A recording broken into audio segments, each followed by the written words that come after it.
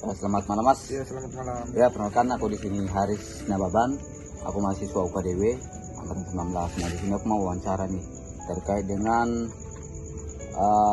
negosiasi bisnis yang mungkin Mas ini kan punya bisnis. Tapi kalau boleh tahu nama Mas siapa? Nama saya Glenn Rifardi. Glenn Rifardi. Kalau boleh tahu bisnis Masnya itu? Saya bisnisnya minuman berkhasiat. Minuman berenergi begitu ya. Berarti khusus dalam minuman begitu ya. Oke, kalau untuk dia punya target ini, target pasarnya itu untuk kalangan mahasiswa berarti ya, mungkin ya. Kalangan mahasiswa. Nah, di sini tuh aku mau wawancara nih terkait dengan bagaimana sih Mas melakukan negosiasi dalam menjalankan bisnis Mas ini saat ini. Nah, ada beberapa pertanyaan, ada 5 pertanyaan yang mungkin akan saya tanyakan. Nah, saya mungkin bisa mulai Mas? Ya. Oh ya, terima kasih Mas. Nah, yang pertama ini, menurut Mas, seberapa pentingkah kegiatan negosiasi itu dilakukan? Menurut saya Iya. itu sangat penting karena bisa menyatukan pendapat yang berbeda dari kedua belah pihak untuk mencapai satu harga yang sama.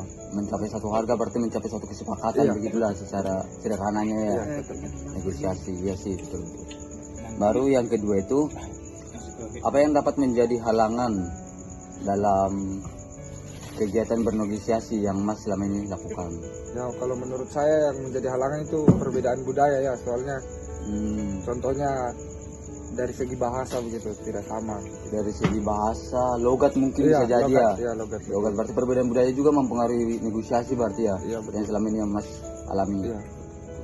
Oh, yang lain nggak ada gitu Mas? Palingan ya palingan di dalam segi bahasa sih yang selama ini saya rasakan. Hanya dalam segi bahasa berarti Iya. ya, perbedaan persepsi berarti gitu ya. Iya. Atau perbedaan penafsiran begitulah. Ya, betul. Penafsiran gitu ya. Oh iya. Lalu yang ketiga itu, apa yang biasa Mas lakukan apabila proses negosiasi itu nggak tercapai gitu? Ya, palingan kalau menurut saya, Iya. kalau dari saya mengikuti kemauan konsumen saya. Kemauan konsumennya. Setidaknya dia sudah rasa dulu, kalau dia rasa enak pasti dia kembali lagi membeli. Oh, berarti secara sederhananya itu Mas kasih contoh produk Mas dulu Iya, begitu betul. untuk melakukan negosiasinya. Iya, betul. Berarti nanti di situ setelah dari promosi itu berarti nanti dicapai sebuah kesepakatan berarti ya. Betul. Oh, berarti untuk mengantisipasi tidak tercapai begitu ya. Nah, yang keempat itu, keuntungan dan kerugian apa saja yang Mas dapatkan dalam bernegosiasi? Apa sih keuntungannya sama kerugiannya? Kalau keuntungannya yang kayak tadi ya, dapat mencapai suara dari kedua belah pihak begitu. Suara Bisa. kedua belah pihak. Kalau kerugiannya ya palingan harga yang kita tentukan pertama itu tidak bisa terjadi gitu. Soalnya harga pasti turun karena adanya negosiasi. Oh ya, ini kan pasarnya Mas itu, konsumennya itu kan di kalangan mahasiswa nih. Nah, dari proses negosiasi ini itu memungkinkan nggak Mas itu bertambah relasinya begitu? Iya, bertambah Juga ya relasi ya. bertambah relasi. Berarti selain bisnis memang berjalan, relasi juga memang pasti bertambah Iya, gitu. pasti bertambah. Berarti nampaknya begitu besar juga ya. Berarti. Lumayan Mas. Lumayan ya. Iya. Nah, terus yang kelima itu, apabila terjadi negosiasi bisnis, akan tetapi nih kayak yang tadi Mas bilang itu ada tantangannya, perbedaan budaya di dalam sana. Nah, dari situ itu apa sih yang menurut Mas itu dampak positifnya? Dari perbedaan budaya. Iya, positifnya baru, dan juga dampak negatifnya begitulah. Kalau dari dampak positifnya mungkin mereka lebih mengenal bisnisnya saya gitu ya kan. Soalnya kan dia dari budaya yang berbeda, saya juga dari budaya yang berbeda. Tapi dia berani mencoba budaya Budaya Masnya Iya. gitu ya, berani mengenal begitulah ya. Betul. Dengan bisnis yang Mas jalankan gitu ya. Kalau Kalau negatifnya? negatifnya itu mungkin ya kayak tadi kurang dikomunikasi gitu, biasanya bahasanya kurang dimengerti lah. Oh, bahasanya kurang dimengerti ya. Tapi kan kita ada bahasa penyatu nih, bahasa Indonesia. Iya. Tapi kan yang selama ini saya jumpai mereka masih agak menggunakan bahasa dari daerahnya mereka. Oh. Jadi saya juga kadang jarang mengerti dari apa yang dibilang Iya, begitu ya. betul. Oh, terus itu kan ada tuh dampak negatif itu. Bagaimana cara Mas dalam menyikapi dampak negatifnya itu? Ya biasanya saya kayak tadi bicara ke orangnya bilang, Mas kalau bisa pakai bahasa Indonesia aja gitu. Itu kalau dalam hal kita berbicara dalam hal segi dari bahasa. Iya.